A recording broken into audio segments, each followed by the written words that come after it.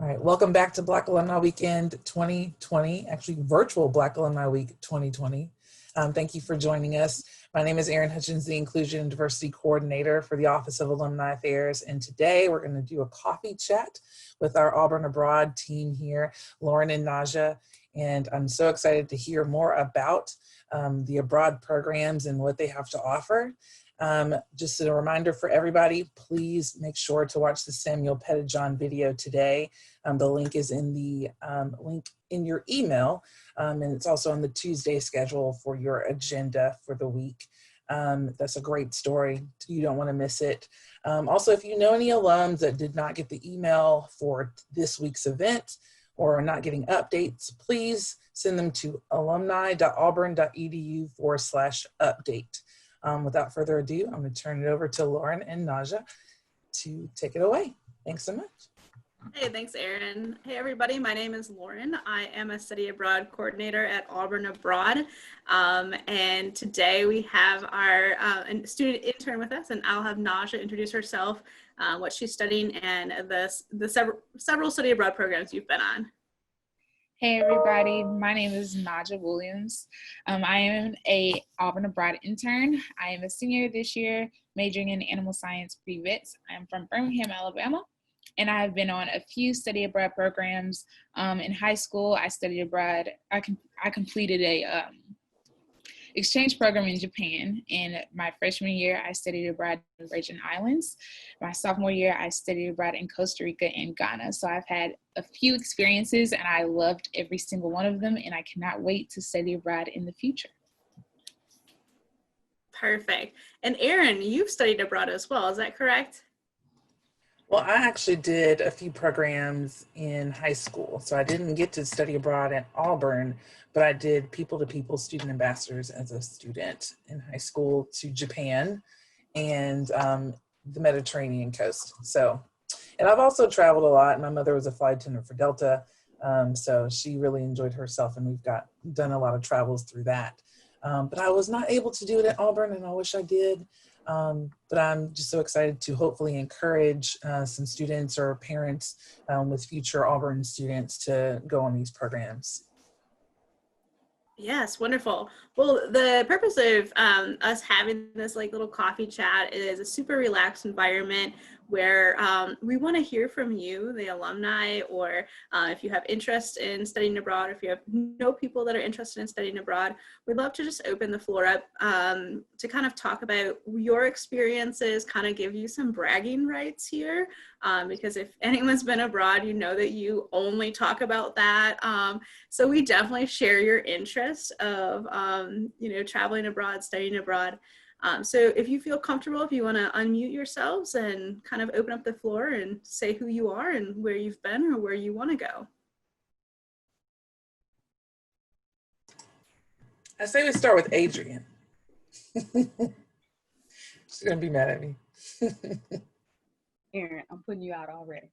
We're having a breakup right now. I did not study abroad when I was in Auburn. I was in the military, so those things will kind of limit you from doing that. But not to mention, I can't really say there was a lot of things that would push me to do it. Like we didn't have a lot of knowledge about it. And I was on a real strict schedule of getting out of college within 4 years. I had a full-plate scholarship from when I graduated high school, and they allowed me to keep it by taking off a year.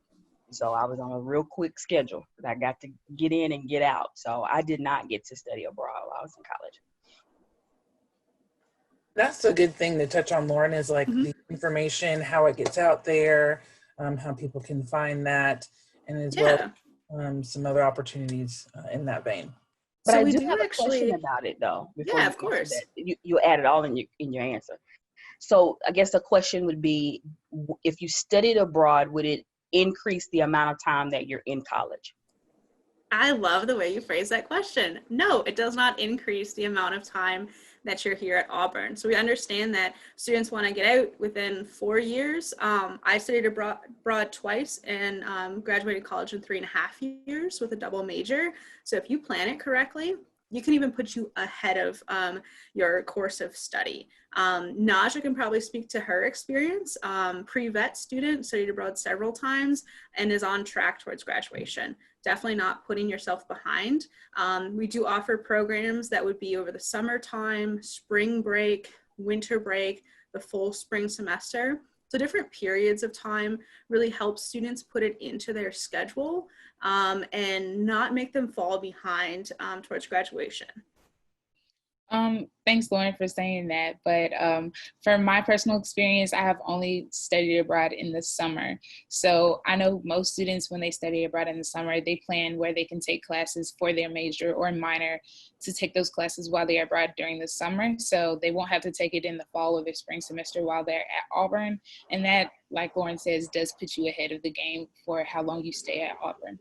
But for me personally, I did not take a lot of classes when I was abroad. Majority of my study abroad experience was internships and pre-vet animal experience, not specifically for class credit, but yeah, that was my experience. So a good thing to mention is that the majority of our programs at Auburn are faculty-led, meaning that an Auburn faculty member will take a group of Auburn students abroad. And so that faculty member is really thinking about the student interest, really having a group environment. And so this is great for students who have never been abroad before or kind of shy about going abroad alone for the first time. You're not alone. You're a group of Auburn students going abroad together. And I also wanted to mention the VA. So did you say that you're in the military while you were at Auburn? Yes. Okay, perfect. So we partner with the VA, and if you're on the GI Bill, you can have a study abroad be funded. So especially if you're doing an exchange semester, so you're taking classes at our partner university. And that would be for a whole semester. It's exact same as paying tuition at Auburn, exactly the same. So that's where the VA can come in to help. Also, there's a great scholarship for active duty dependents of the military. It is called the Gilman Mccain Scholarship. So if you or anyone else is an active duty or dependent of someone that is active duty in the military, this is a scholarship that is about, I want to say $5,000 for your study abroad experience. Lauren, I completely forgot about my grad. Like I was thinking undergrad. I was like, didn't you go abroad with College of Education to Australia? I did.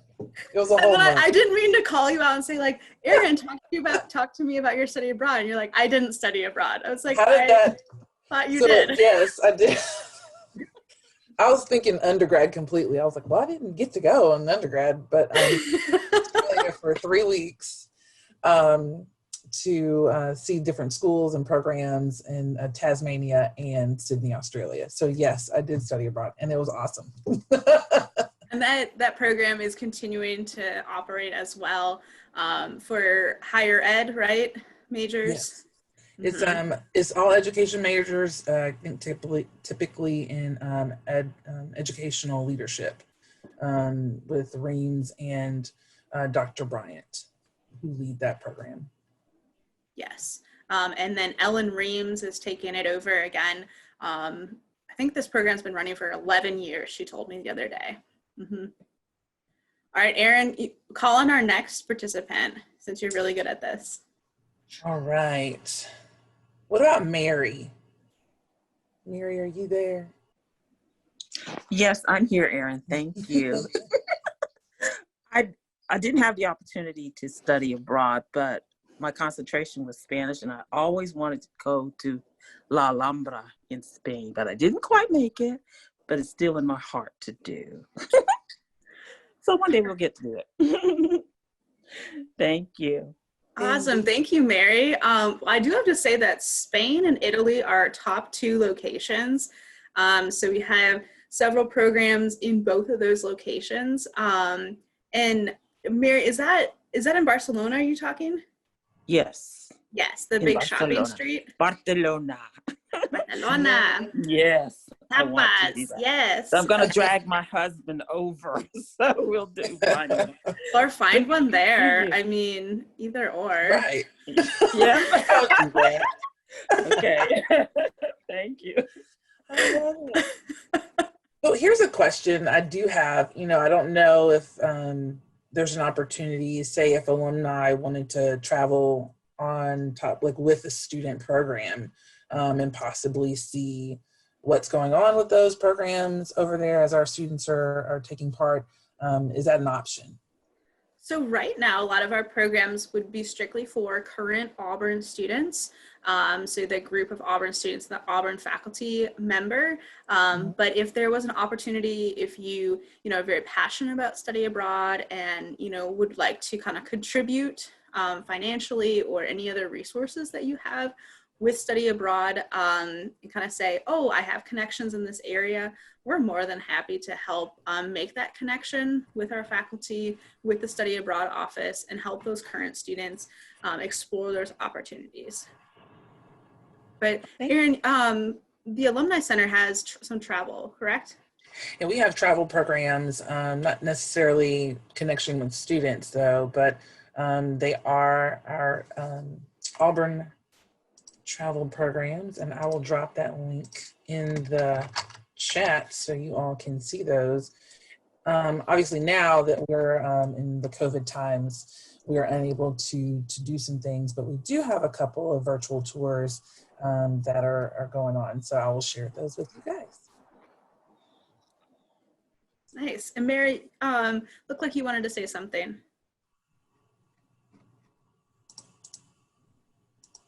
No, I just wanted to say thank you because I'm interested in the, since we're a little older, I would love to get that from Erin. And we'll look into that. So thank you. I Awesome. dropped it in the chat, and so we have a travel preview of the trips for our alums that will be taking place. All right. Let's see who we got. Arnita, are you there? All right. Ayana?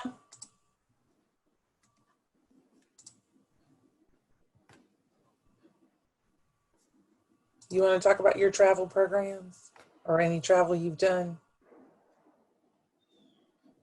Oh, don't have a mic. Okay. Okay. Carissa, are you there?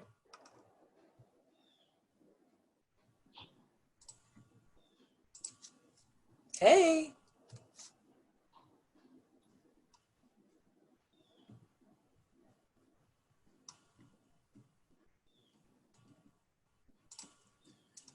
Ayana says, I appreciate the information. We'll be looking into the travel opportunities.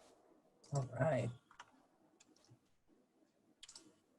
All right, Lauren, if you want to go ahead and just kind of give an overview of what a typical program might be like. Yes, of course. So I want to also talk about the current COVID situation. So something that's very much on our minds in our office right now. So we're definitely taking huge precautions with COVID since it has spread in February, March time. We brought everyone back from overseas. We did not have any summer programs and fall programs did not happen. And we're currently debating the spring programs at the moment. So our focus right now in the office is promoting summer 2021 programs, which is very typical for this time of the year. So we're staying very hopeful in the office that the world will return to traveling once it's safe for our students and faculty and staff to be able to travel again. So we always pay attention to the CDC, Center of Disease Control, and the US Department of State websites to making sure that we are not going to any locations that are level 3 or level 4 travel warnings.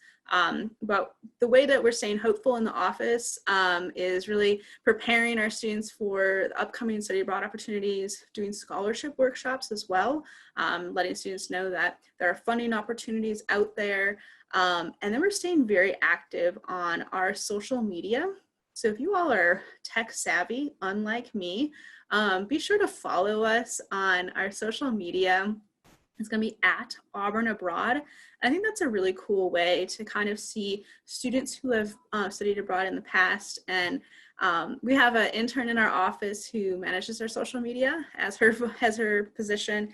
And she really like relates it to things that are happening nowadays. So it was like a rainy day the other day, and she posted on there like, oh, a rainy day in Barcelona is better than a rainy day in Auburn. So we have like student highlighted there. Our current interns, student spotlights are on our social media as well. But Naja, you want to hop in and kind of tell us about your like daily like work as an intern and how you do peer advising? Yeah, so as an intern, we help peer advise students who are interested in studying abroad. We also host sessions called Study Abroad 101, which is basically a short presentation about what you need to apply for a study abroad program. Also, what happens while you're studying abroad and what you can expect when you return back to the United States. We also, myself, I do personal projects with the coordinators, so I make videos for our social media or for our YouTube to help students guide through our application process or our program search. One of my favorite things that Naja has done in the office is talk to our hundreds of students that were studying abroad during pre-departure orientation session. Tell us about some of the topics that you talked about and some like culture faux pas you had.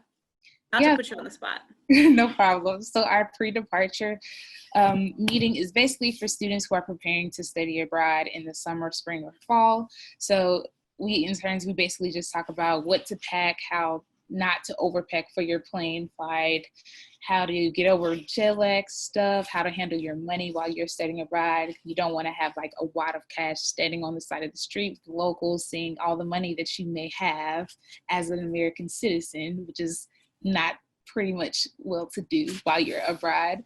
We also talk about culture shock and how to handle that while you're studying abroad and how to handle it while you're back in the United States.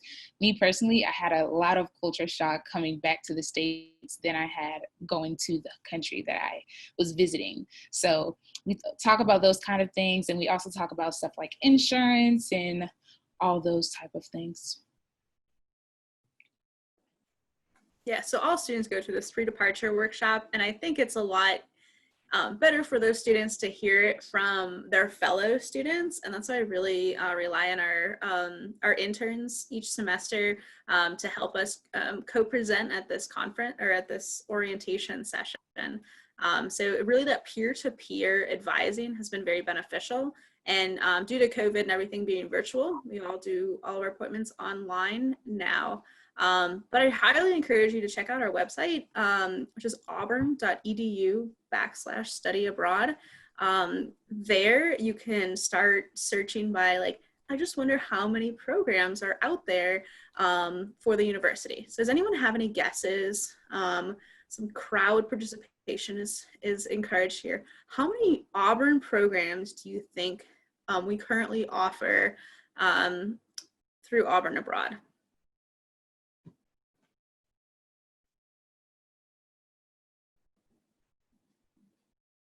Erin, how many do you think? I'm gonna say, Mary says 15. So I'm gonna say,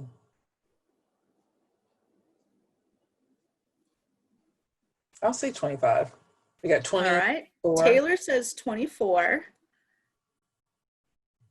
Any other guesses?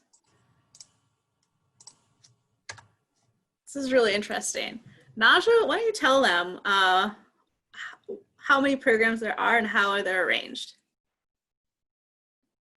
Well, there are lots of programs for students. There are specific programs for students who are in various majors. So because Auburn University has different colleges like the College of Ag, College of Engineering, and so forth, there are programs for every student in every college. So I would say there's a lot more than 25.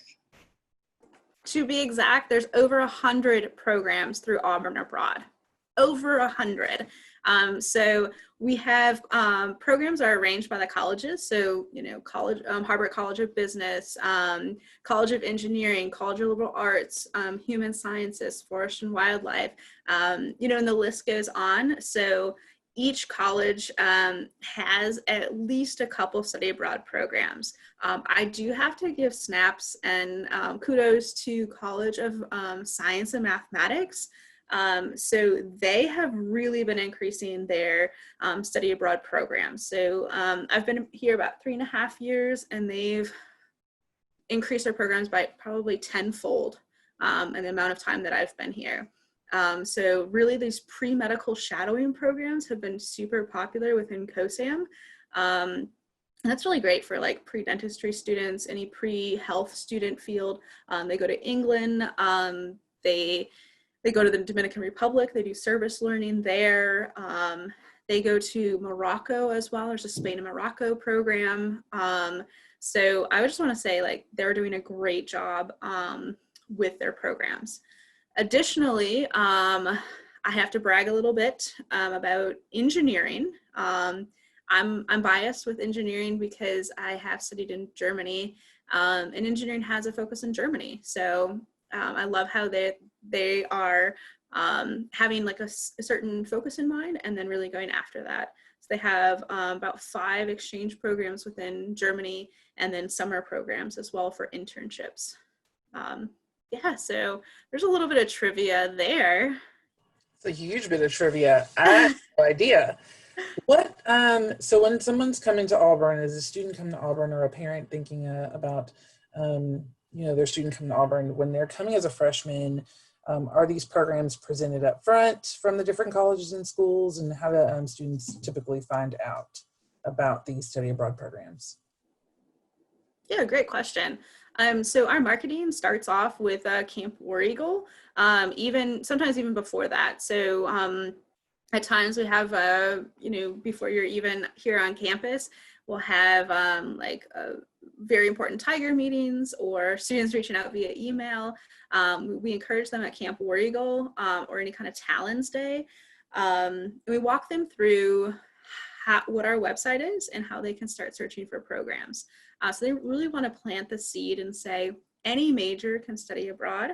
It doesn't matter if you're biomechanical engineering or, if you're a global studies major where you're required to study abroad. So anything in between is able to participate nowadays. And I think that might be like an eye-opening moment for alumni, noticing that, hey, we have Naja here who's a pre-vet student, and she studied abroad on pre-vet programs, and she's done multiple other programs with Office of Diversity and Inclusion.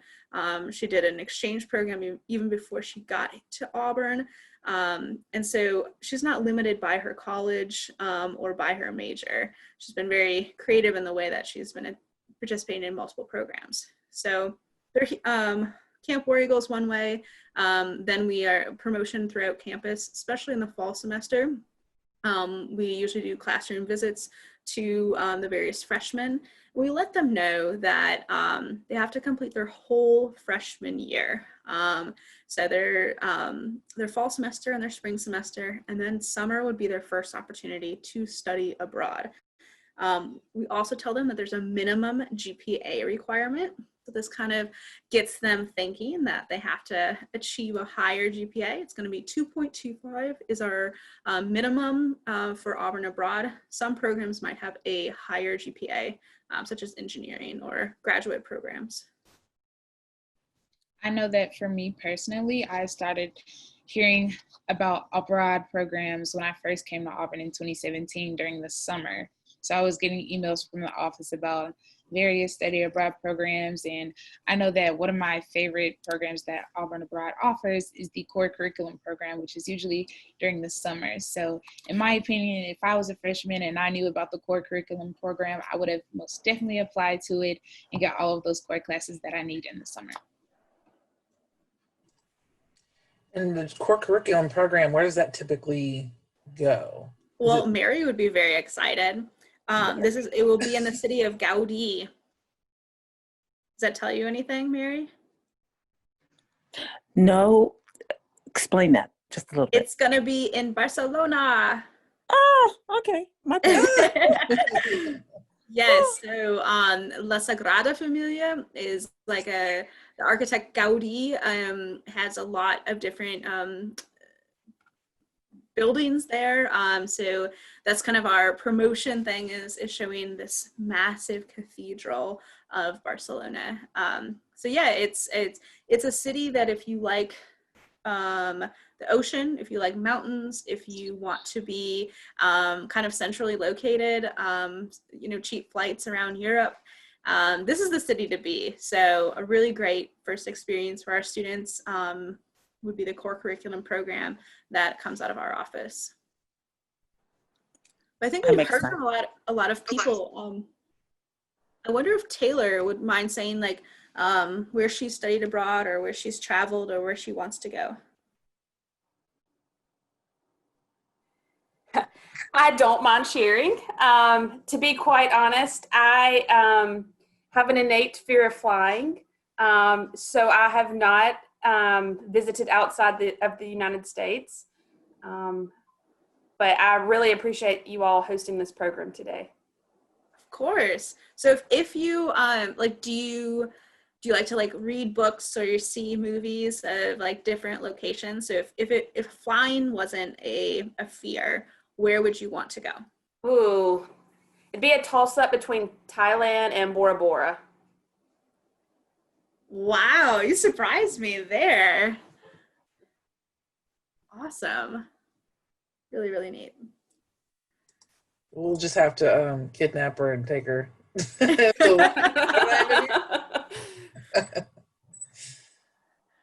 Thanks, Aaron. You're welcome. Naja, we had a few questions like that we talked about beforehand. Is kind of like some conversation starters about hearing from everyone else. And I recently attended a conference this weekend with students called Lessons from Abroad, and it's for students to unpack their study abroad experience after they return. And they've kind of given you some tips about being culturally appropriate and like what things have you learned from studying abroad. And so one of the questions that they ask people just to start conversation is like, what is the weirdest like food you've ever eaten? I'll start this off. While I was in Japan, I stayed with a host family for a week, and they took me to a sushi restaurant where it had like round table sushi where you order your food on this little tablet at the table and your food just rolls all around the tables and you pick up your food when it passes by. I am not a big seafood fan at all, and I do not like sushi, but I tried it for the first time while I was there, and I tried cooked sushi instead of seafood, and I did not like it at all. So I think my weirdest food was a chicken nugget sushi. So that was very weird. So is it like a conveyor belt that comes by? Yeah, I love those sushi places. I need to be like centered so I can see the food coming towards me. Yeah. What about Aaron? What's weirdest food you've tried? So I too went to Japan and stayed with the host family, but at this restaurant before we stayed with the host families in that neighborhood, it was the octopus and the baby ones, and they had all the tentacles and it's cooked on the little steak. Yeah. So I just didn't want to offend anybody, so we ate it. It was really interesting. It wasn't bad. Yeah. Did it get stuck in your mouth? Mm-mm. No. Just wash it down with some water. And I will say that my first time going to Japan, that was the most I've ever eaten rice ever in my life. They eat it for breakfast, lunch, and dinner. So it was pretty interesting to me just to eat the foods that they eat. And I thought it was a pretty good way for me to embrace myself in the culture. What was the best thing that you ate? Let's see.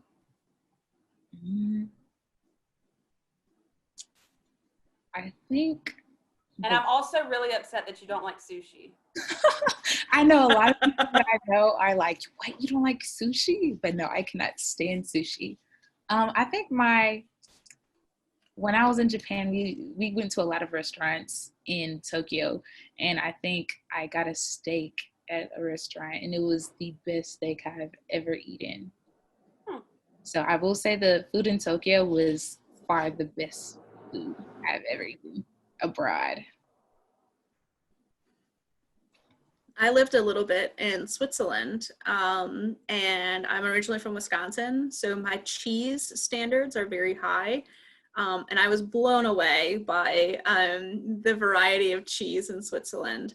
And they have this cheese, Rösti, I think it's called.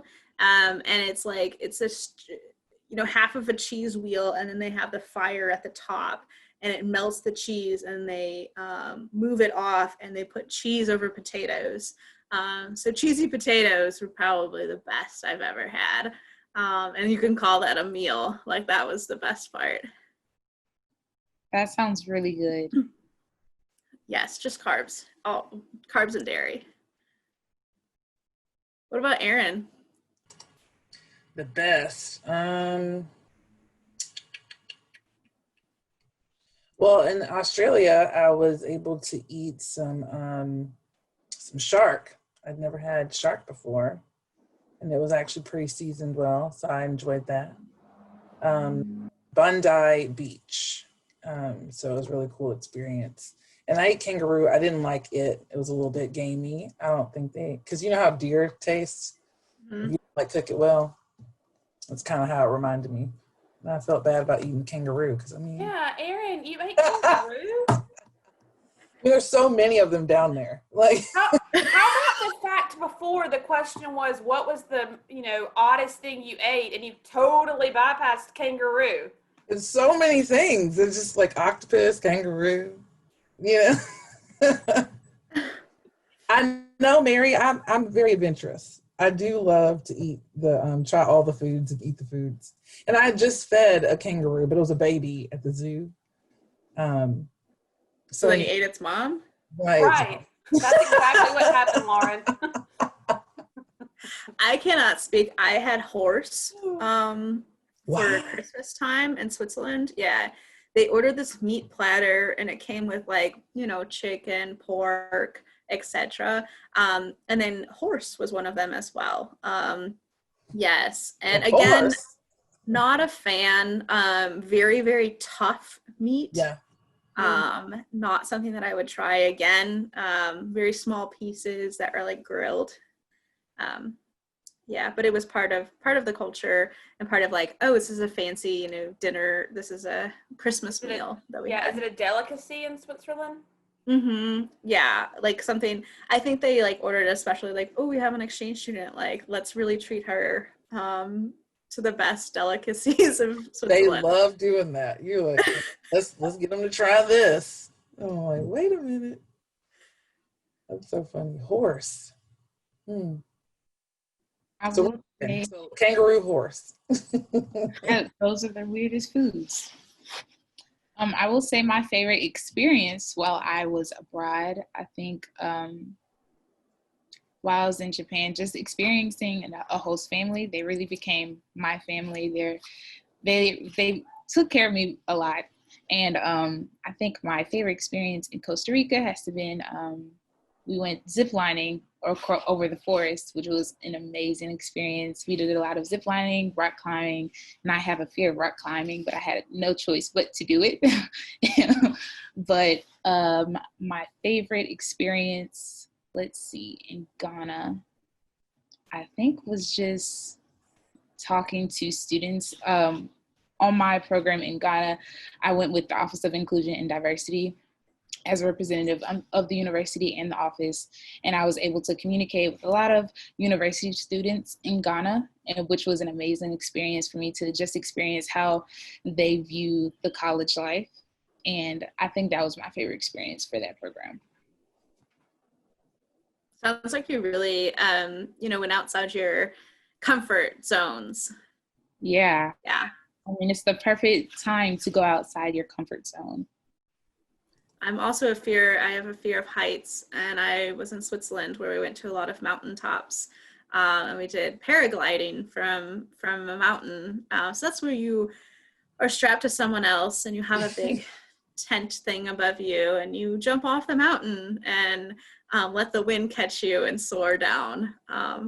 Yes. I mean, if you're ever going to get over your fear, that's it.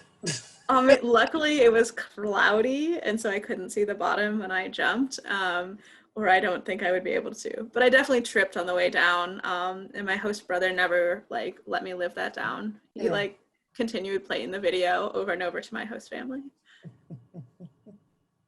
What part of Costa Rica were you in, Naja?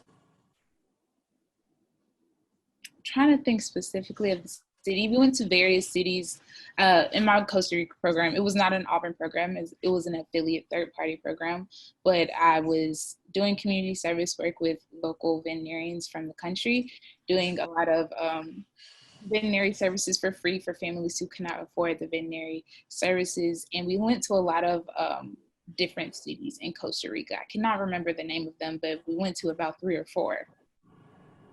I had went to Uvita, where the Whale Tail Beach is, and it was really nice. It's a real chill town, and actually it's very laid back in Costa Rica and very eco-friendly. They've done a lot of work on eradicating single-use plastic down there, so it's pretty cool. Mary said a perfect good mountain. Lauren? A perfectly good mountain, not after I jumped off of it, yeah. After I tumbled down it. So is it safe to say, Lauren, that the hills were not alive with this? You know, ironically, my host brother's name was Peter, and I would call him Peter the Goat Boy, except they are not very well versed on the Sound of Music there. I think it really took off in America, and I don't know, they didn't get any of my Sound of Music references. But Aaron and Naja, when you guys were in Costa Rica, did you see a lot of volcanoes? Non-active, but still volcanoes? Yes. While I was in Costa Rica, I saw a lot of inactive volcanoes, but you couldn't really tell the difference between them because they kind of blended in with the other mountains. Yeah. I thought that was pretty cool. I think it was only near one. In Nicaragua, they had a couple, not active volcanoes, but they would still smoke, right? And so there's a continuous haze above the volcano. And I always thought it was a cloud until I was like, oh, that's the volcano that just continuously has this exhaust.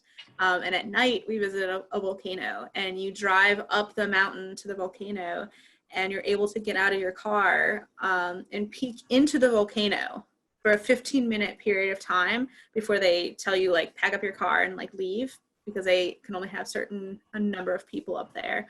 But it was incredible experience, because you get out of your car and it's dark out, right? But there's just red haze everywhere because of the smoke, and the lava is having this reflection off the clouds.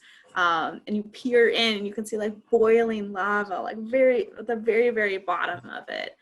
I just you can probably tell in my face how amazed I was to be so close to a volcano. Such a vast difference than anything else I had. Yeah, Mary. So it's like California now. Horrible. It's so bad. I hope they did get a little bit of rain, I think, right? Over that way. Hopefully that'll subside. But that's really cool. I'd be very scared. Is there a rail, or it's just, proceed with caution? It's Nicaragua. No, it's just kind of go at your own. Your own risk. You might fall in the volcano. It's kind of like, the Grand Canyon, where, you don't know how many people were there. Yeah. So Aaron and Naja, regarding your travel experience, I'm curious to know, your packing experience. So Naja's done a little bit of packing, faux pas, but Aaron, tell us about something that you packed that you actually didn't need in the long run? I'm a notorious carry-on bag person, so I don't necessarily do too much unnecessary things. But maybe when I was younger, like too many shoes would be the faux pas. You know, just you need a good sandal, maybe a Chaco, something, you know, hiking, tennis shoe, of course. And then maybe one pair of dress shoes if you're like going out on the town. But outside of that, too many shoes would be the one thing that I know that was my faux pas. And actually, when I went to Europe, the Mediterranean coast tour, my bag was lost for a whole week. And so thank God I had packed several extra clothes in my backpack, or else I would have been very out of luck. We finally got it before we left Rome. And but yeah, that was a scary time. How long was the whole program? It was a month. So Okay. yeah. So we had a week out of that month, I didn't have a suitcase. That happens quite a bit and students coming this way as well, that their luggage gets lost. I am the queen of overpacking. So every time that I am packing for a study abroad experience, I'm always thinking, oh, I need this, and this, and I end up not needing all of those things. So I'm usually the person at the airport checking in my bag, shuffling everything around my suitcase, trying to figure out what I can put into my carry-on and all those kind of things, because I do not want to pay that charge for an overweight bag. But yeah, packing is always stressful for me when I'm traveling abroad. But as soon as I get on the plane, then it's all done. I've invested in one of those bag weighers for your house. Yeah, that's a great investment. It's a lot better than just using a scale and like stepping on the scale and then holding the suitcase and then like trying to look at the scale and subtract your weight from what the weight is. The thing flips up, you're like, darn, I almost had it. I usually just put the suitcase on the scale. Do it that way. That might work too if your suitcase fits on the scale.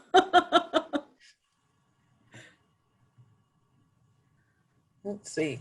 Naja, what, so you've gone on how many programs with Auburn? Auburn Abroad programs, I have completed 2, and 1 affiliate program and 1 exchange program in high school. Okay. So what out of all of those, well, I guess out of the 2 Auburn programs, which one was your favorite? So my study abroad experience in the Virgin Islands was a pre-freshman program, which I don't think the office does anymore. Correct me if I'm wrong, Lauren. But maybe starting it back up. That would be Canada, Belize, perhaps, depending on COVID. So my Virgin Islands program was a pre-freshman program, which I don't know, I can't choose a favorite between my program in Ghana or the Virgin Islands. I really loved my experience in the Virgin Islands just because I felt like, oh my gosh, I haven't even stepped foot on Auburn's campus and I'm already studying abroad with Auburn. So that was an amazing experience. And I was also able to learn how to scuba dive, which was awesome. And in Ghana, which was an amazing experience. One of my goals, just from being a little girl, I always wanted to go to Africa. So Ghana, I love the culture at Ghana. So that was an amazing experience to just be around the locals there. So I can't choose a favorite. I know, those are tough. And Naja, were you planning on studying abroad once again, summer 2020? Yes. So I was going to complete another program with the Office of Inclusion and Diversity in South Africa in the summer of 2020. So unfortunately that was canceled, but I was really looking forward to it. Is that going to be reinstated somehow, or how it got canceled? The students were supposed to go on. What is the alternative for that? Will they still get to have an opportunity, even if someone about to graduate? Really good question.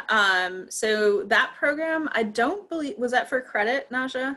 Yes, so it was, I think, 2 class credits, but I still got the credit for the class because we were doing things in the spring before the summer anyway. So it was a lot of compare contrast, and then they did a lot of prep before they went abroad, the whole group of students. And then with our current situation, we're still seeing what can be done for the summer. So as soon as we hear from the provost, then we can start planning for the summer semester. So I do hope that program's able to go again. And it's quite unfortunate that a lot of students were not able to go this past summer, but in the big picture, safety is key. Thanks, Taylor. Bye, Taylor.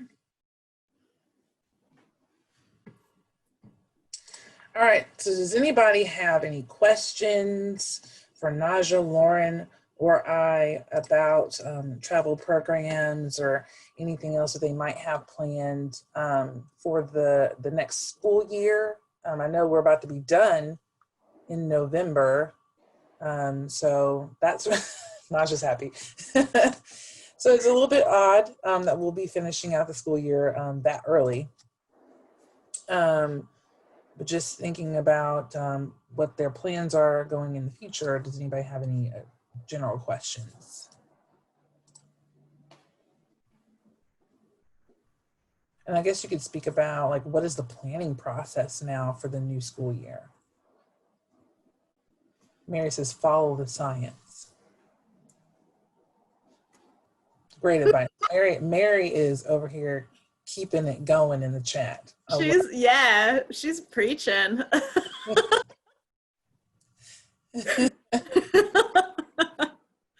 Love it. She's like, I love chat.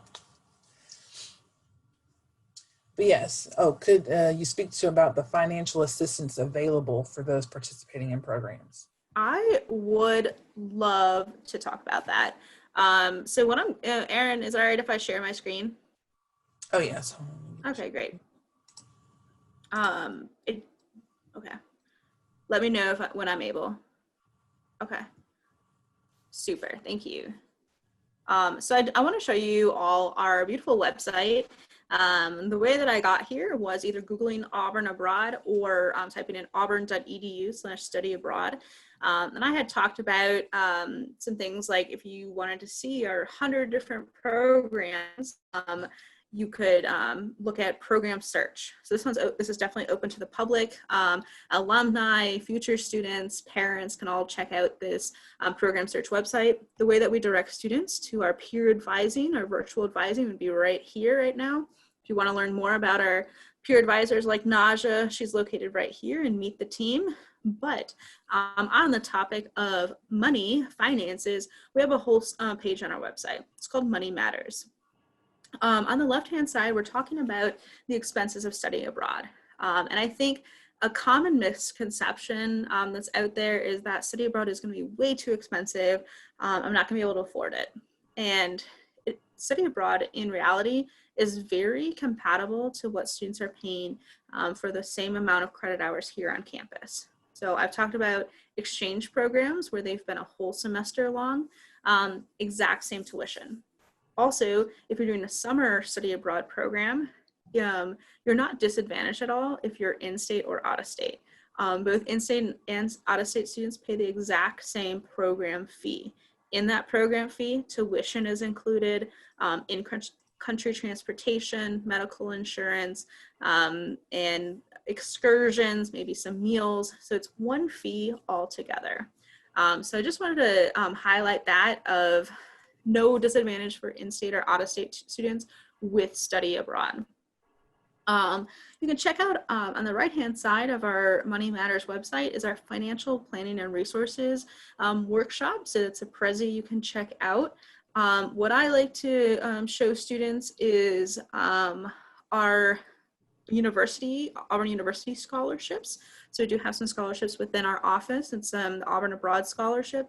And then if you are someone like the Carduis family, they have a yearly scholarship. So for study abroad students.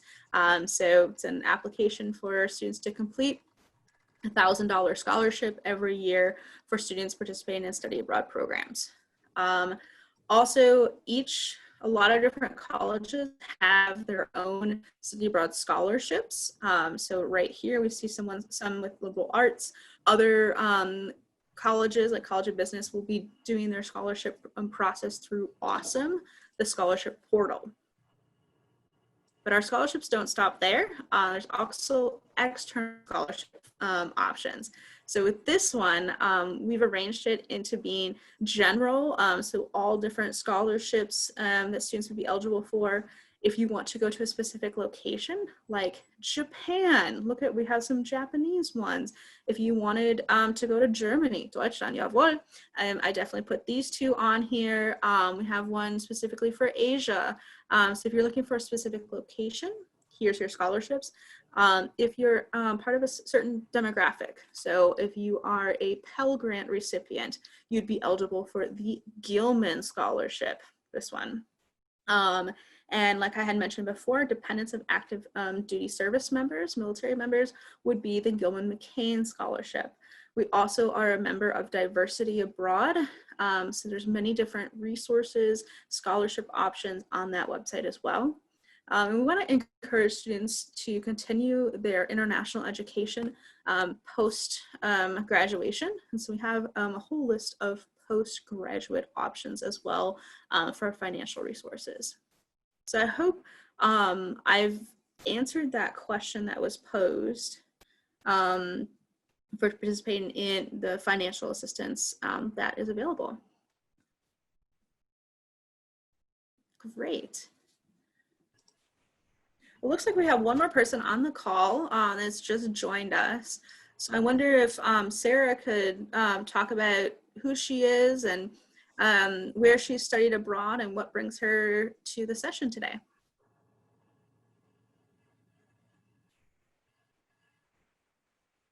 Hey, yeah. So Lauren kind of put me on the spot there. I actually work for Auburn Abroad and was just hopping on the session to sit in. I am an Auburn graduate though, graduated in 2013. I am happy to say I did study abroad when I was in college, really excited about that. I spent a semester in Italy from my financial perspective, since that's kind of where Lauren just finished up from. I did a whole semester abroad, and at the time, this was a decade plus ago now, I guess, that ended up only being about $2,500 more than a regular semester for me. So it was very financially feasible for me. I'd been working over summers since high school, planning towards this goal for me. Just saving so I could accomplish that. Yeah, I'm also involved, love doing advising and stuff. So if y'all are doing peer advising, really recommend that. Study Abroad 101. Yeah, when I graduated from Auburn, I lived and worked abroad, mostly in West Africa, a little bit in Europe as well. But yeah, I'm glad to see so many people on this call. That's exciting. Yeah, Sarah, talk about your beautiful painting behind you. Oh yeah, I'd love to. This is actually probably one of my favorite things I got while I was abroad. I lived in Ivory Coast, which is the world's largest cocoa exporter. So all that yummy chocolate we all love, most of it comes from Ivory Coast, not far from up the road from where I lived. So this painting is of zebras, but it's actually painted on a cocoa sack, which I think is really cool. So it really, I left my heart there for sure. So I love it. And yeah, my other favorite story is as much as I love this, the most interesting thing I brought back for me, I actually brought a cat back from Africa with me. So yeah, I adopted a cat while I was over there. My African mom's cat had kittens and I adopted one of them. And I went through the chaos of bringing a cat back to the US, which was a lot. It was a lot. That's for What was sure. the paperwork like on that? You know, the Oh my gosh, yeah, it was a lot. I had to obviously make sure he was up on his vaccines, and he has his own passport, and he had to have a health record, and it was very stressful preparing and like going through the process. But then the entering the US piece was actually the easiest piece because they just looked at it in his bag and was like, yep, he looks okay, you can go through. And it was like, oh, I thought this would be a bit more complicated. You want to like examine him or something, but it wasn't. Yeah, I really enjoyed it. So It your was an cat has interesting. its own passport. Is that correct? Yeah, he has a passport. It's like, it's not really a US thing, it's more European. And my vet in Ivory Coast was trained in France. And so everything we did, and I was using a French airline also, so that helped as well to do their process as opposed to anything else. Yeah, he has a passport. He can travel places and he's multilingual. He can understand French and English if you need him to. I was waiting for you to mention your cat. You knew I would. So Sarah, you weren't here when we were talking about food, but I know you have some great stories about the weirdest meal you've eaten. The weirdest meal I have eaten, yes. Probably the most difficult weird one to eat. I only had to eat it once, but it was actually this fried cow fur. It was literally just like the skin and fur of a cow that had been fried. And then it had this spicy red sauce with it. And so it was very difficult to eat. It wasn't chewy, it was just very, very, very difficult to eat. The texture of the fur, like it was on your tongue because you're eating it. So it was very difficult. And I know I was making faces because all my friends were like, are you okay? What's wrong? And I was just like, oh, the sauce is so spicy. I'm an American. I can't do spice. And I blamed every difficulty I had on I'm an American and I can't eat spicy food, even when it was something like, no, the real problem is I'm eating cow fur right now. And I've never done that before. I'm interested in how the texture was, because I don't know how one can swallow cow fur. I did it though. I did it. I got the whole thing down. It was so fried, it had like rolled up. Like it was something. It was something, all right. Wow. Just my friends laughed at me, but I still blamed it on the spice.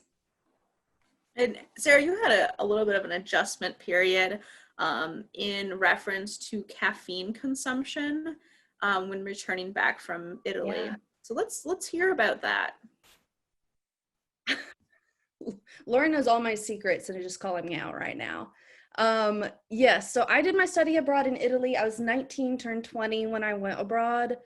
When you're 19, turning 20, you don't really understand, what coffee impacts you. And like, it is a big deal. And espresso is a lot stronger in Italy than normal coffee in America is. And so I was with other Americans, so we would have American-sized mugs, but all the coffee is espresso. So my 2 cups of coffee at breakfast in the US, no problem. 2 cups of coffee, which is really espresso, which equals about 6 shots of espresso every morning. Then you have tea time in the afternoon where you have another 3 to 6 shots of espresso. Then you go out with friends that night and you're having more espresso and just espresso and espresso and espresso. I was averaging 12 to 15-ish shots of espresso a day. And I was very high functioning, I would say, for that time. But definitely, I came back. I don't tell most students this. I took a semester off of college and I went back to Italy after. So in between that time in Italy, I was home. I was working as I was working in a law office, basically. So, they drink a lot of coffee there too, but not like Italian level coffee. And I had a migraine, I think it was 3 weeks straight of just like headache nonstop. And I tried supplementing, but I couldn't keep my caffeine intake high enough. And I had to just completely like detox myself of coffee for the rest of the summer until I got back to Italy, because it was just like I couldn't function in the US with the lack of coffee. It was too much. And yeah, it was I learned a lot that summer. I now limit myself and use more self-control in consuming coffee. Also, my cat decided to visit. So if you want to see him, this is my cat I brought back from Africa. His name's Bada, like Bada Gita, the chant. It's also an easy thing my friends could say there. Yeah. That's hilarious. Yeah. He's a good pal. We haven't yet got on the topic too much of cultural faux pas, but maybe we should talk about that sort of thing. Are you wanting me to talk about my big faux pas language in Italy? Is that what you're asking me to say? Okay. So let's first explain what cultural faux pas are. So like mistakes that you make, either with language or with culture that you don't know that you're making, but it's kind of embarrassing yourself. So, as someone who maybe is not too comfortable in the language or in the culture, they're just kind of like mistakes that you can laugh off because you're new to that area. So like sometimes like a cultural faux pas would be like giving like the thumbs up symbol. Sometimes that's bad in other countries, or saying like peace, like actually that's not a very good symbol for everyone. So kind of, body language or words that you're saying that are interpreted differently. So yeah, there's a little intro to cultural faux pas. And Naja, you'll be next, all right? I know the story Lauren's fishing for here. So that second semester I was in Italy, I was actually teaching English. So I was doing beginner and intermediate level English classes. And we're leading up to Christmas, and we're gonna have a big Christmas party with like all the classes together. And part of that is like we teach each class 1 or 2 Christmas carols to like, here's things we do in America. And I up there speaking to them. I had learned some basic Italian by that point, like I could get by. And so I'm explaining to them, we're gonna go and we're gonna sing these songs at the Christmas party, and everybody's eyes just get like real big, and then they start laughing. And I'm like, I don't know what happened. Like, what's funny? What's funny? Nobody would tell me. And so I just repeat myself, okay, we're gonna have the Christmas party and we're gonna sing these songs. And they just die laughing. I'm just like, what am I saying? I have done or said something wrong in Italian, and it is not working out for me. I have a very nice friend who later comes to tell me, Sarah, the word for song and the word for mother effer are very similar. And I had essentially told the class they're all mother effers for the Christmas party. And they all thought it was hilarious because they're like, oh, that poor American doesn't know what's going on. And I was just like, yeah, that's who I am. I don't know what's happening. That was my worst language faux pas for sure. Calling a whole group of my students who were like, I'm supposed to be helping and teaching them mother effers. So practice language before as much as you can, but then also be willing to laugh at yourself. That's what it comes down to. Like, I share that story now. I laugh at it. I want everybody else to be able to laugh because you got to try. I learned 2 new words that day. One of them song, one of them mother effer. So you can learn a lot. All right, Naja, your turn. That was a hilarious story. I just want you to know that I was over here dying laughing. But let's see. It's not really as bad of a language faux pas, but while I was in Japan, I had no clue how to use chopsticks. And so eating with my host family every morning, every night was pretty hard using chopsticks because I'm so used to eating with a fork and spoon and having a knife and everything, and it was just hilarious seeing me try to use chopsticks to eat my food. So that was pretty hilarious. And also, before we went to Japan, we had a lot of classes about basic terms to say good morning, all those kinds of things. And my host mother didn't have like great English. She could speak a little bit of English, but not pretty good, and my host father was better at speaking English, so I would ride with her to take her children to school, and just speaking with her was like, I would always try to say the right things, but she looked so confused with me trying to speak to me, and it was just bad. So yeah, that's mine. I think EJ has joined us at a very interesting part of our coffee chat. So I first apologize. I did not know this session would be recorded. It was supposed to be very informal, and as you can see, it is very informal. But EJ, welcome.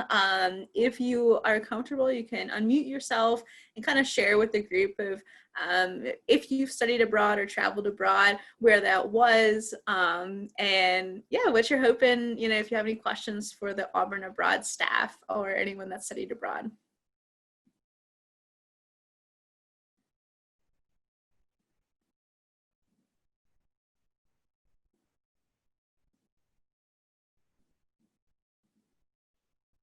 All right, well, maybe the mute button is not working correctly, and that's okay.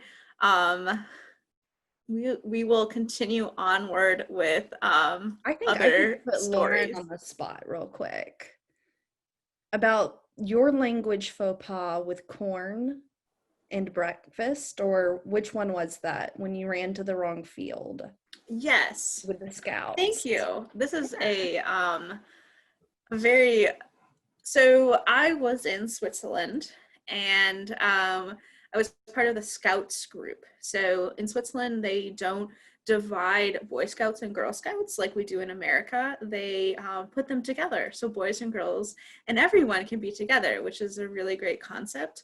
I wish we would do that here as well. So I was part of Scouts of the time that I was there, and we went away to Normandy, the border of France, for a week or weekend getaway. And the Scouts are very much intense. Okay, so it's like putting girls into Boy Scouts. Okay, so we're not baking cookies, we're not selling cookies. We are doing some like survival skills. They wake us up in the middle of the night with chainsaws in our tents. They make us fight each other. Like they put like a ribbon, like a band on your arm, and it's kind of like survival of the fittest in the fields. I don't know. So that was very surprising to me.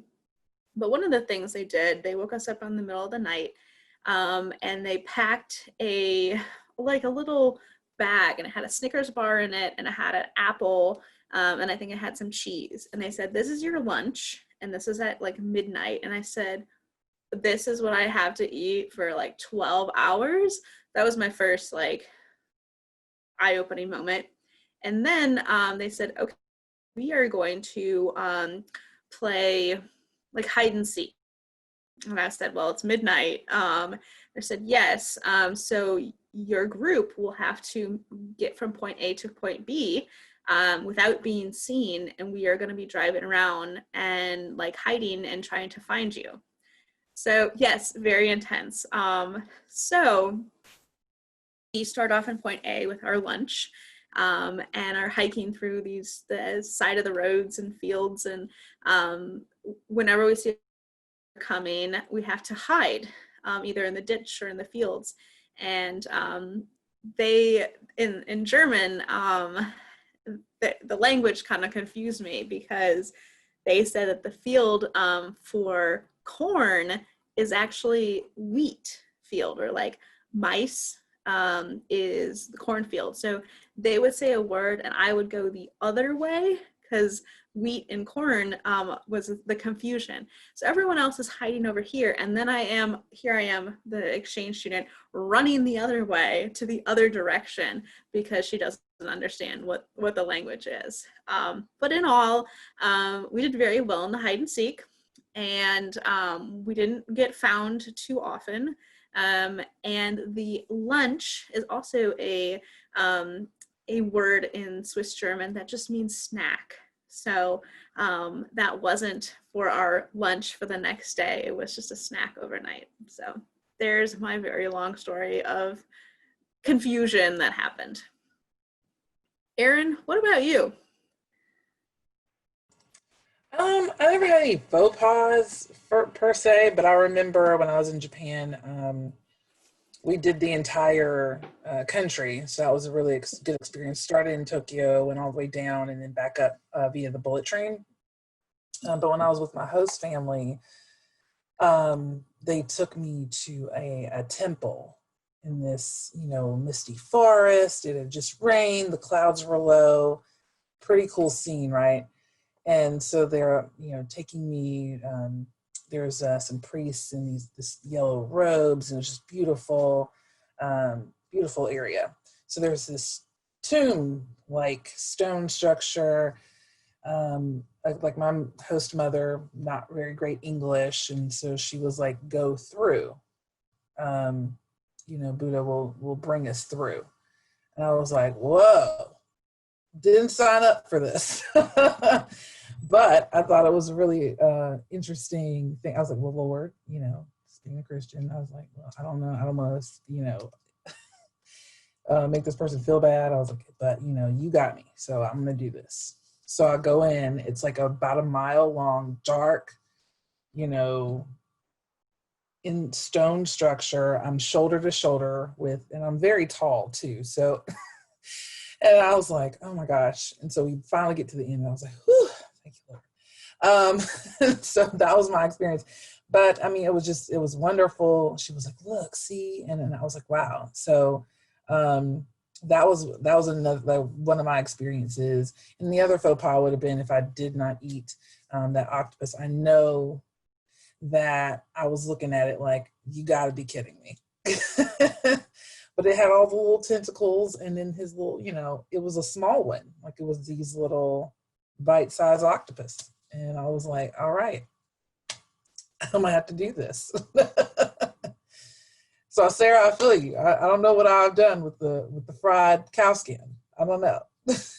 Yeah, the food ones can be tough when it's like a very unknown, un-American relatable food. They can be rough. So I think I've done pretty good as far as like the language things and that sort of thing. So, but you never know. I mean, I have all sorts of opportunities still to go. I love to travel. So, and 2020 hasn't allowed that, but I cannot wait until we go on the next trip. Oh, we got some from EJ. How does host family work? Or Adrian says, how does host family work? Have there been any bad experiences with host families? And I actually went to Europe around the Iraq war, when everybody was calling them freedom fries and all of that. So we were in France, and I didn't stay with this particular family, but my friend had to come stay with me and my family because of the political issues there. Outside of that, I've not seen any bad experiences other than that. But typically, I think it's the trip in which I've experienced is you're just able to, that's a week stop from where I've stayed with a family for a whole week in their space. And when I did it in Japan, it was very secluding for me because not being able to speak the language, that was one of the first times I understood how somebody could come over to America, and I'm like, how do you function in this way? It's amazing to me. And so they were just so helpful and giving and that sort of thing. But I just remember the silence and the fact that I did not talk a whole lot. And you never know how much you talk until you don't talk. So that was really cool. But what do y'all have, Lauren? So I'm going to speak on behalf of Auburn Abroad and our programs that we have currently that offer host families. So we, like I said before, we have over 100 Auburn programs programs. So there's quite a variety. They do range in length of time and of course locations as well. But for programs that you're staying there and learning a language, we find that host families is the best way to have that. Also, it really brings your cost down on the program as well. So we have semester-long programs that would stay with host families. There's summer programs host as well.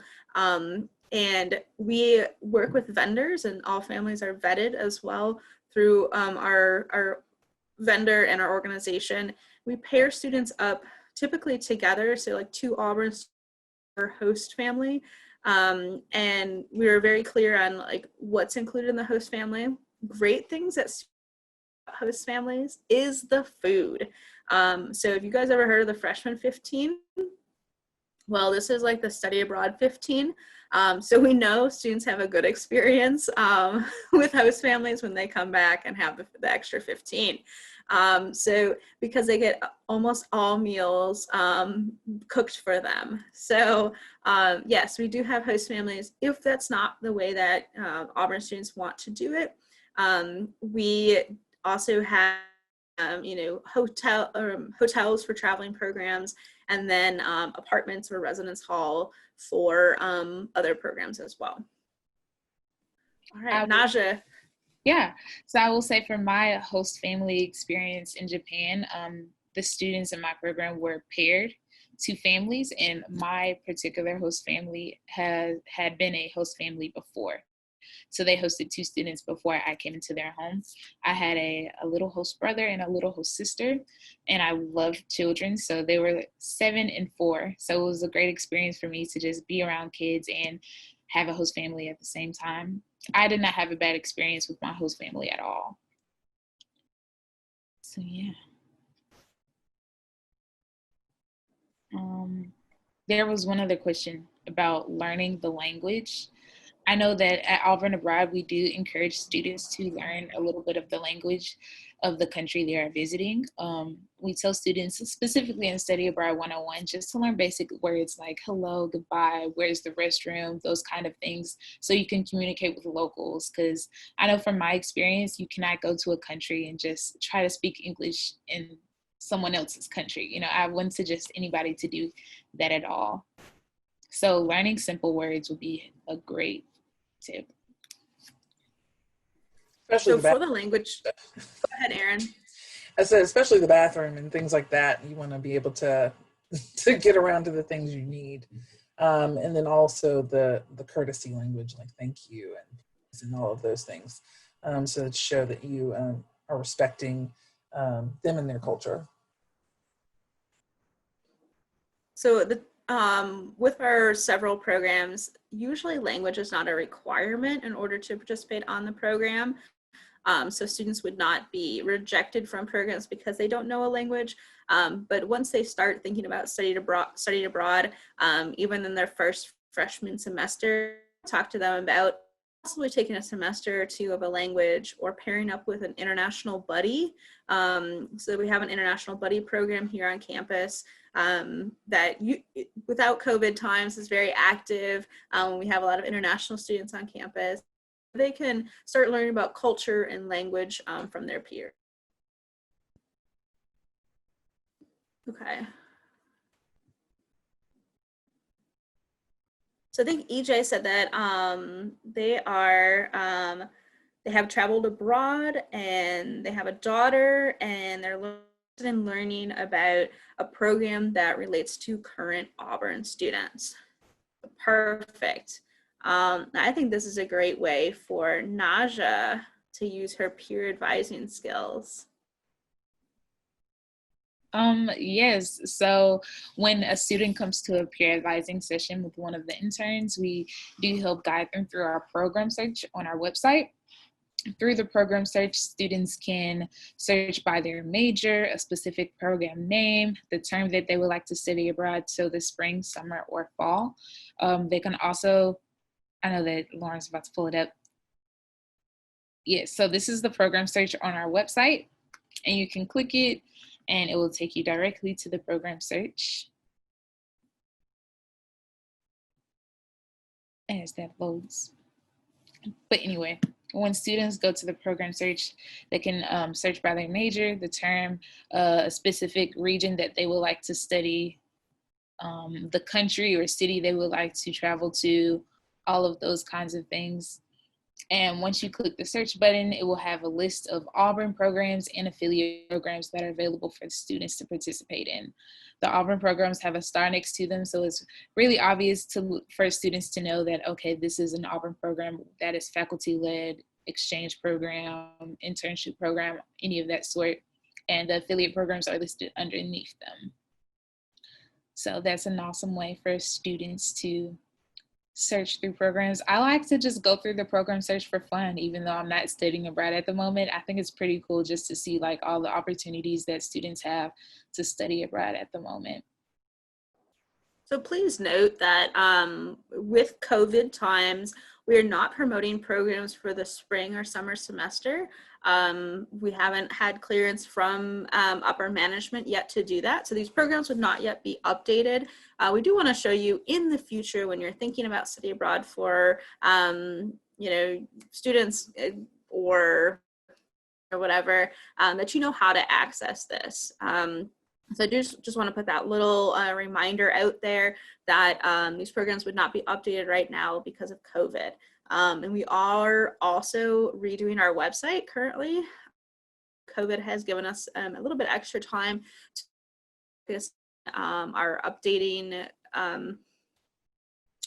criteria to make the program search a little bit easier and to have more of a user-friendly portal.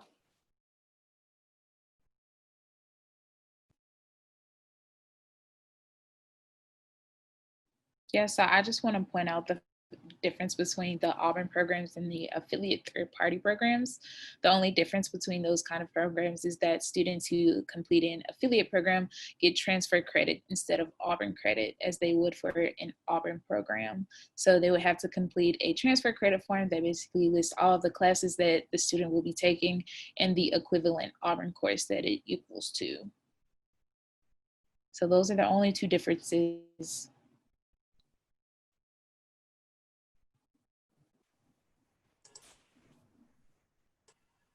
Feel free to ask us more questions about,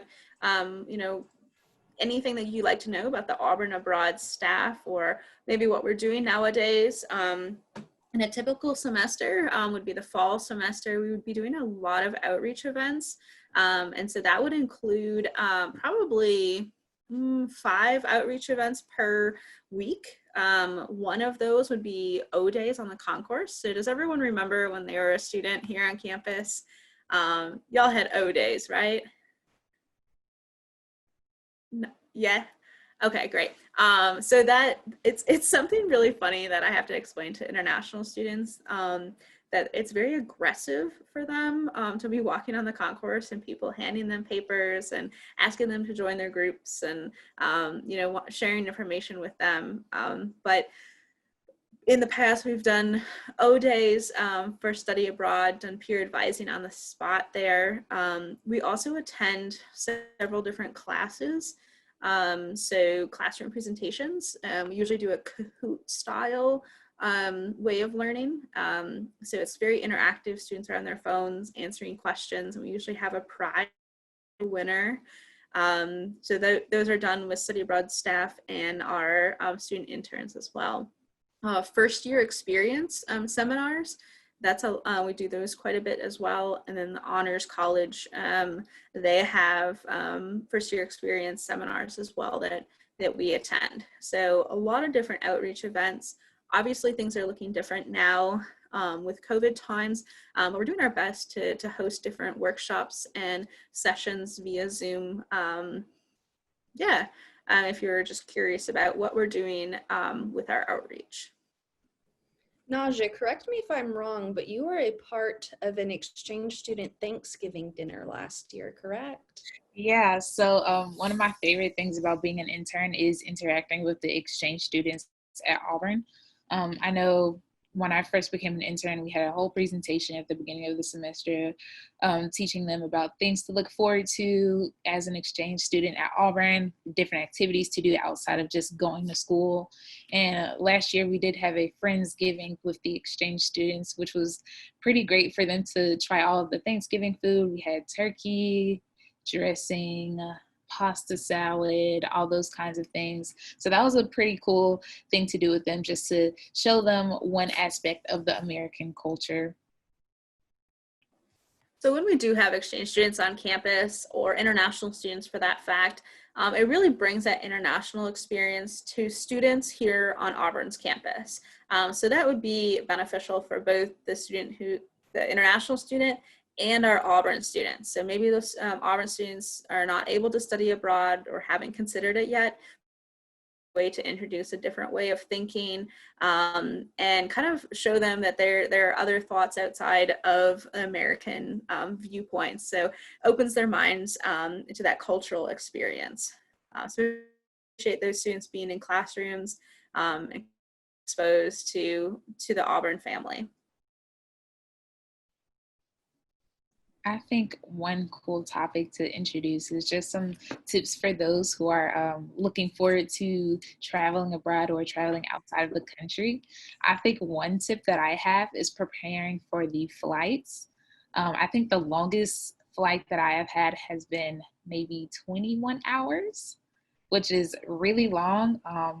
Legs cramped and everything. So one thing that I like to do when preparing for a long flight is just taking like basic things, an extra pair of clothes just to change into while on the plane, like wet wipes, different things to keep myself refreshed. And I like to stand up and stretch sometimes on the plane, because being on a long flight can be very tiring. But I think my favorite part about being on a long flight is watching movies, because I love the movies on the airplane. Naja, I think you bring up a great point, something that we were talking about with our first generation college students. We just had a workshop last week for first generation students and families. We had talked about, some first tips if you've never flown on an airplane before. So I could see this, if this is something that you're pretty passionate about, kind of giving us, video or tips of, things that maybe we haven't considered. So for example, our assistant director has created a PowerPoint about, are there, bathrooms on airplanes, or, what are the bathrooms like, and has it included pictures of those, or can I eat on airplanes, or what are meals like? So maybe some things that for students who have never traveled before, been on an airplane before, kind of make them more familiar to what the experience would be like. Maybe not shock them with a 21-hour flight, but if they're traveling to Central South America, Europe, maybe a little bit longer, but let's not scare them right away.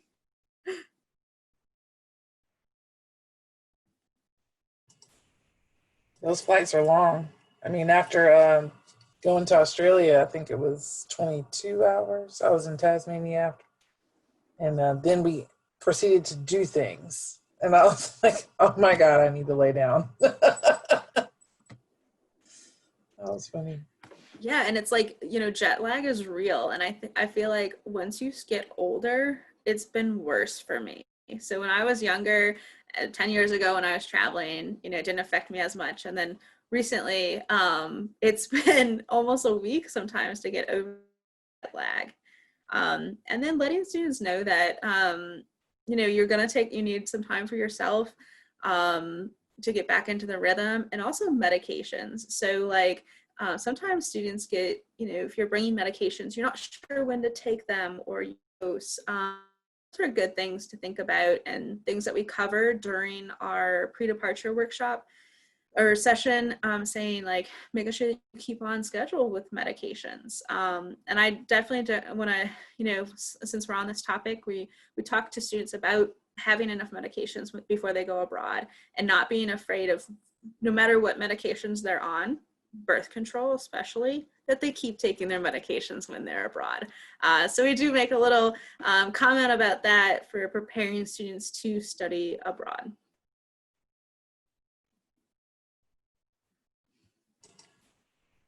Have there, like, I know Auburn does a wonderful job keeping their students together and bringing them back when they need to. Can you talk about, I'm guessing in March, I can't believe it's been about like 9 months since we went into quarantine, but we're kind of trickling back into the campus as working and being students. But when COVID hit and all of those things in March, what was it like for your office to be getting those students back to the United States?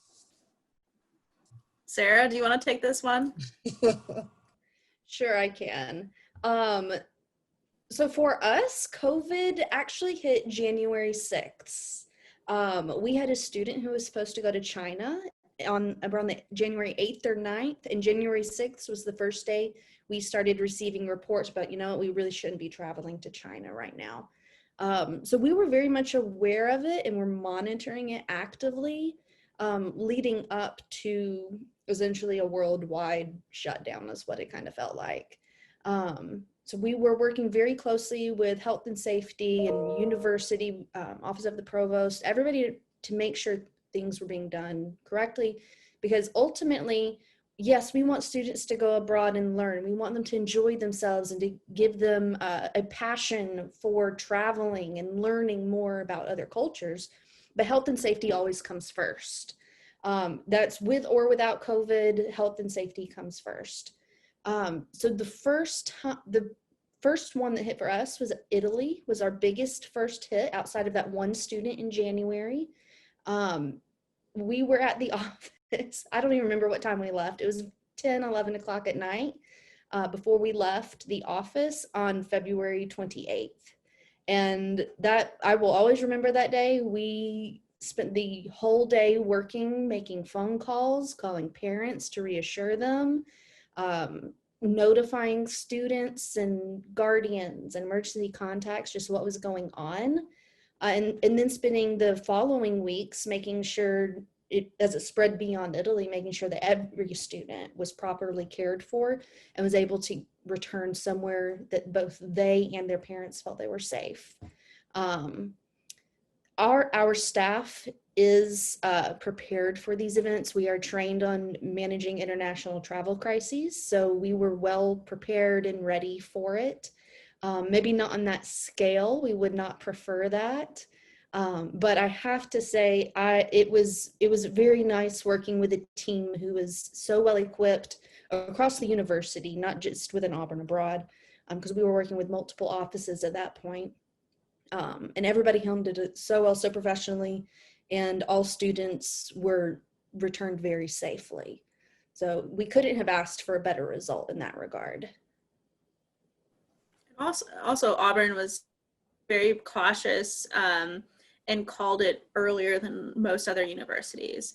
So, looking back, I'm very thankful of that call. Shortly thereafter, it would have been very difficult to have those students return back to the United States, just with the travel restrictions that were in place. So I think one of the hardest parts of our job during that time was understanding that this is had started in China and then reached Europe and then would be reaching eventually America, and maybe people not taking it as seriously and wondering, thinking that it would be very much a short-term flu, and wanting their students to stay abroad. So I think that was pretty difficult to explain to them at the time, like end of February, that no, this is what we're gonna do. And then once it reached the United States, I think it was very clear that Auburn had made the correct choice. Naja, maybe you can speak for student perspective, like how COVID has impacted your view on travel and like safety. Yeah, so as a student who was supposed to travel abroad in the summer of 2020, it's very disheartening to know that you cannot travel outside of the States at the moment, because I have a passion for traveling. But I do understand that health and safety does come first, as Sarah said.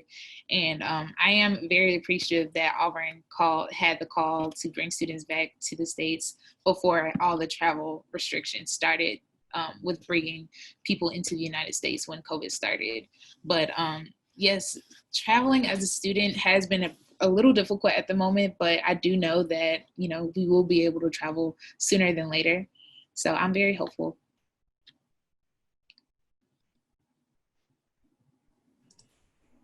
Thank y'all for that. That was very enlightening. I know that y'all definitely did mobilize and get everybody back. And I am grateful for working for Auburn, especially during this time. They've done such a wonderful job in handling the situation, and Dr. Cam and everyone at the medical clinic for moving so fast. So it's been good being here for that. So now I would just like to get into what is for Lauren and Sarah. What is your favorite part about working with Auburn Abroad? And I guess kind of get into how long you've been with the office, and just like some good stories, some of your favorite pieces of being here. All right. Well, I love how you ask a very difficult question about dark times, COVID, and bringing students back and ruining their dreams of studying abroad.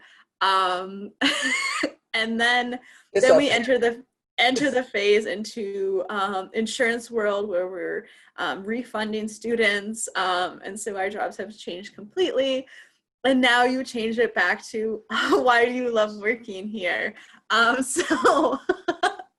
of course I do. I'm very thankful for the job that we have, and I know that things will be looking up and better.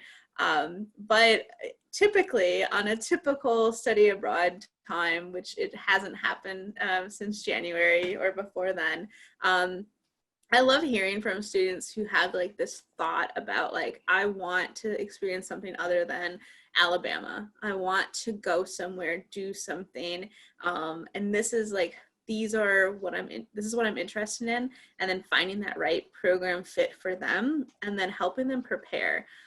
What I really love is like when they return and I still have contact with them. They either work for our office, and you can kind of see that growth that happens when they return from studying abroad, and they're able to share those stories, and their maturity has really blossomed. So serving like with them in like what we do with Naja here.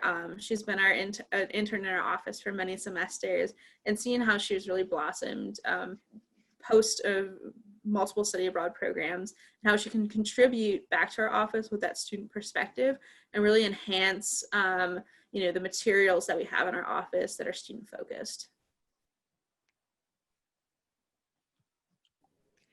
I know from my perspective, I was living and working abroad before returning back here to Auburn. So I'm very passionate about international work, and cultural exchange is something I am very excited about and want everyone to be excited about, because you learn so much about yourself and others through interacting with people who think and believe things differently than you. And that's something I want to encourage everyone to do. And in my experience, my first step into that was through studying abroad. So if I can help more students continue to study abroad and go abroad and get passionate about international work after college, I want to be involved with that. That's ultimately where it comes down for me. I want students and anyone really to be passionate about learning different cultures, different peoples, and continuing to grow in that way. I'm inspired. Look, Naja, my question for you is definitely, are you, since you're a pre-vet, med and all of that, do you want to work abroad, or do you want to stay here? Is there some sort of pull to you to be going abroad and doing the work that you want to do? Yeah, so as a pre-vet student, I just applied to vet school, so yay. But yes, in the veterinary field, I have not thought about how I want to include my international experience into my career, although I would love to find ways to incorporate that. Those aren't my plans at the moment. Traveling will always be a part of my life, but I don't know if I want to include international experience into my career, just because I don't want to be able to move my family around, my future family around in the future. But in the veterinary field, I do hope to build an animal hospital for small animals. I know that the veterinary field has a lot of different specialties like dermatologists, dentists, all of those things that humans have, animals also have. So I also want to include those specialties into one hospital, and I want it to be a nonprofit. I have a huge heart for community service, so I want to serve like the families with animals and pets who cannot afford veterinary medicine to have those for low cost for those families. So those are my plans in my future. And I have to brag a little bit, Naja's plans for her future and how she's used her study abroad experience to show what she's learned from the different experiences. She's created an e-portfolio. So I don't know if you all are familiar with e-portfolios. It's your personal website. It's kind of the sweet spot between like LinkedIn, a blog, your resume. It's really bringing those experiences to life. I would love for Naja to share her e-portfolio because I'm so proud of it. She's actually done a presentation to study abroad students about e-portfolios. It was one of the high impact practices at Auburn University for the last couple years, e-portfolio.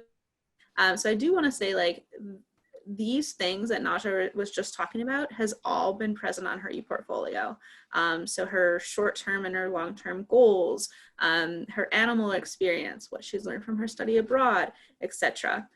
So that's something that we encourage at Auburn Abroad. Our other interns are making e-portfolios as well. And I do have to give a huge shout out to ePortfolio Project at the Miller Writing Center for creating those materials to work on ePortfolios. So it's like a step-by-step process for creating your own website. And I also want to give a shout out to the coordinators because they do a great job with letting the intern build professionally as doing the e-portfolios, doing a lot of different things with office work, and gaining those skills is a pretty amazing experience with working with Auburn Abroad.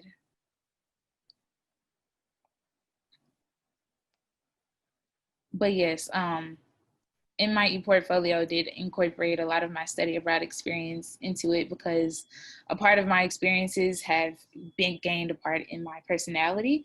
I will say my study abroad experience in Costa Rica really influenced how I wanted to do veterinary medicine in the future. So that is one thing that I learned while abroad. Oh, she pulled it up. Really weird. It looks like I found Naja's e-portfolio. That's crazy. Huh. Yeah, this is my e-portfolio. I have a lot of my study abroad experience on here and a lot of different parts of my personality. We have a couple of her study abroad programs. Looks like you're in Costa Rica on this one. Mm-hmm. And there was another one with your, we're in Ghana here. And this is in Japan, correct? Whole family. Mm-hmm. Yeah, so I have a lot of those experiences included into my e-portfolio. I'm very proud of it. It took a lot of work.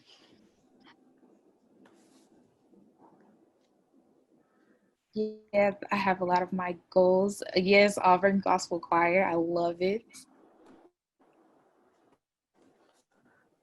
Her goal is to travel the world. Yes, I would love to travel the world. Awesome. 7 semesters. I am in my, I don't think, I'm in my 6th or 7th. I am in my 7th semester in gospel choir. So this is where we encourage students to always have artifacts from their different experiences and then have that reflective writing as well. So artifact here and then reflective writing of really bringing that experience to life. Yeah. That is my Costa Rica program. Got some research and we got some leadership. Yeah. It's almost time to graduate, so I'm very glad that I got to put all of my Auburn experience into it. I can definitely say you've made the most of it. That was the plan. All right. I didn't think you were going to share it, Naja. So luckily I have your website saved under my recent searches. I love it.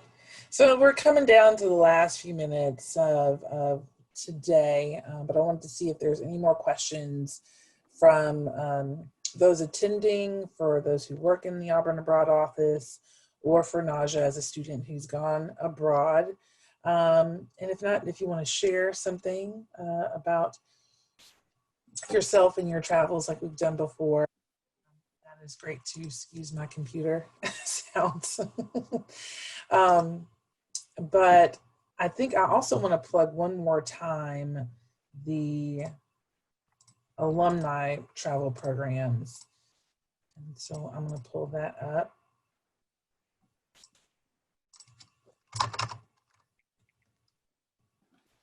And in the meantime, Sarah is actually our data queen in our office.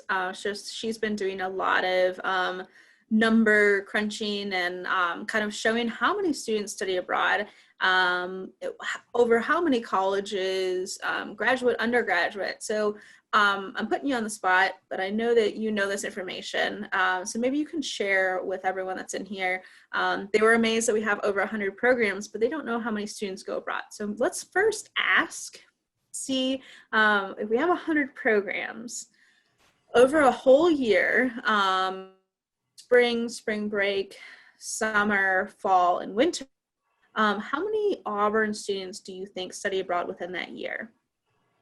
On average, about 2,000 students a year. This 2020 year kind of would have knocked that up another level, but we can't control everything. So for example, last summer 2019, we had 710 students go abroad. And at the point where we had to shut down for summer 2020, when applications were even still open, we had over 900 students already who had applied to go abroad. So that would have already been well over 200 students more than the year before. And we do see more and more students getting excited about going abroad as they hear more of their own faculty leading programs abroad. On every single college and school at the university offers study abroad, and it's not uncommon for non-academic offices to offer some type of study abroad as well. I guess university-wide, about 20% of graduating undergraduates will have studied abroad by the time they graduate. And so that's a pretty good number. The national average is 10%, so Auburn's doing pretty good there. And that's just a testament to how hard faculty especially work to get students excited and recruit them to go abroad, and working with us to plan and develop their programs.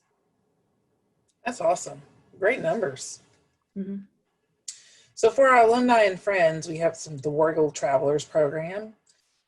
Typically, we would have all our programs booked, or mostly booked right now, and they've been really working hard to grow this program, and so we've been really excited. Our designer, Heather, did this, and I just love this photo.